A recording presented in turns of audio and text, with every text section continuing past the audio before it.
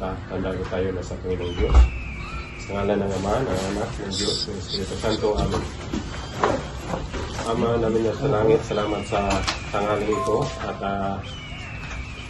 andito kami ngayon para magkaisa at magkaroon ng presensya ng bawat isa sa amin, lalong-lalo na sa mga papasok na agila, ng mga applicants na naway bigyan mo kami ng suporta at tulong, Panginoon, sa aming mga gagawin ng mga activities at lalong-lalo na ngayon naway lahat ng mga applicants ay may matutunan, lalong-lalo na sa pagiging agila. Ito lahat, Panginoon, ay bukusan namin hinihiling sa iyo, sa ngalan ng sa iyong anak, at sa iyong Ginoong Jesucristo. Amen. Paano magiging agila? At siyempre, pag sumali tayo sa isang association, organization, or club, ay talagang andun na yung ambagan. Diba? Narinig din naman siguro yan. Pag may ambagan, ibig sabihin, nagtutulungan tayo. Okay, hindi lang isang tao or palagay na natin yung mga superior or yung mga president, vice president, or yung mga officers.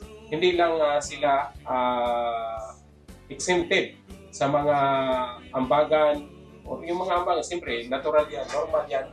Pag ang layunin natin ay talagang tumulong, hindi lang sa ating sarili, sa ating club, sa ating association, or anything else, but para sa community. Because nasabi ko na rin sa inyo, hindi lang to para sa ating sarili, but this is for God and country. Okay? So ito ay para sa Panginoon at sa community. So, isa kasi sa layunin talaga, bakit tayo andito ngayon, para malaman talaga natin lahat, lalo na yung mga applicants, ang ating sarili. Sa mga applicants, nakita nyo na ba ako or nakilala nyo na ba ako? Hindi pa. Hindi pa? Sa ano lang? Sa Facebook lang. Sa ano? Sa WhatsApp? Okay. Ako pala si Kuya Jorlik Ibalabat Jr., ang Health and Fitness President. At the same time, nagtrabaho ako sa Gold's Gym for almost 10 years and counting now. So, I am also the Grand Chancellor of fraternity, which is the Thyrogen P Fraternity International Quiet Chapter. At the same time, ako rin ang information officer. Kung nakikita nyo yung jacket ko, information officer ng Black Knights Quiet Eagles Club sa pamumuno, or ito na yung mother club natin, kasi yung buuin kasi natin, ito yung bali chartered na tayo. Ito ay sa pamumuno ng ating President at Vice Go, Kuya Mario M. Carion. Ito yung natin, Vice Governor ng Black Knights Quiet Eagles Club. At nasabi ko na nga sa inyo na ang ating buuin na club ay bago to.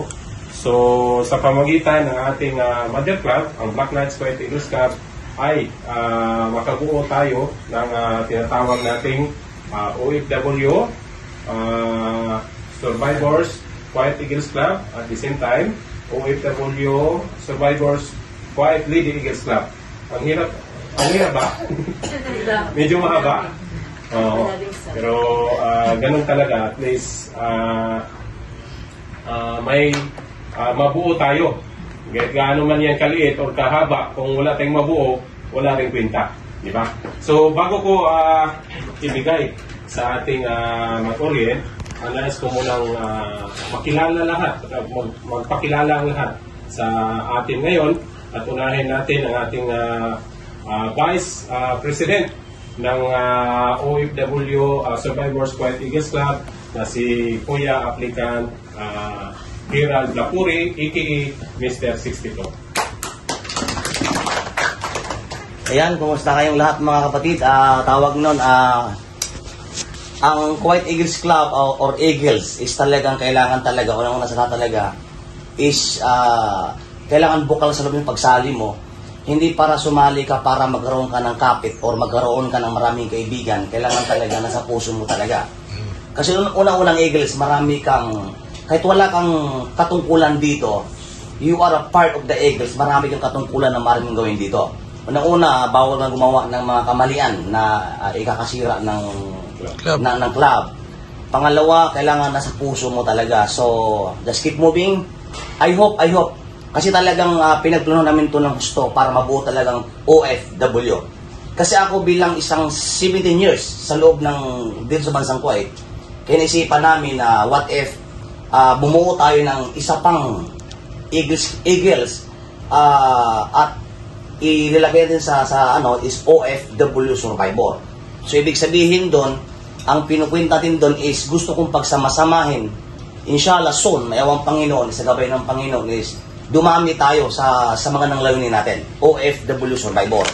So Survivor is kaya naisipin ng Survivor kasi talaga tayo is talagang survivor talaga tayo. Kasi sa hirap at ginhawa, kahit may sakit ka man or wala, kailangan mo talaga magtrabaho. Kaya OFW Survivor. So, lahat tayo welcome. I hope makipag-cooperate ang lahat. Kung sakaling mayroon man tayong mga gagawing activities, kasi communities, kasi iba kasi kahit hindi busy, is sa umpisa lang talaga active. Kaya ngayon pa lang, is orientation natin, pag-isipan nyo ng maraming business bago talaga kayo mag-decide. Pero anyway, nandito naman kayo, i-explain naman ng ating Vice Gov na at least kasi i-orientate nyo ngayon. So I hope, kasi hindi basta-basta talaga Eagles. Kasi hindi to Poncio Pilatong grupo eh. Hindi to katulad sa ibang grupo na magpapadil ka lang, pasukan agad. Alam mo yon, marami pang mga daming proseso. Madaming proseso na ginagawang ganito eh. Papadil ka lang, pasukan agad. As long makasurvive ka sa padel, pasukan agad. Dito kasi walang padel na tinatawag. As long nasa puso mo talaga yung pagsalita talaga sa grupo, welcome po talaga lahat. As long talaga. Ang purpose at layunin mo upang makatulong para ikakabuti talaga ng club. Okay? So good luck everyone. Ako nga pala si Herald Lapore. Kilala niyo ako as Mr. Sisto. Ako yung vice ng OFW Quail Eagles Club.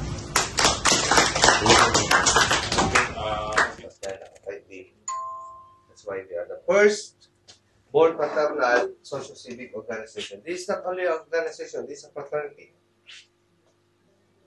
Hindi lang to brotherhood. This is fraternity. Okay? Then our vision is service through strong brotherhood.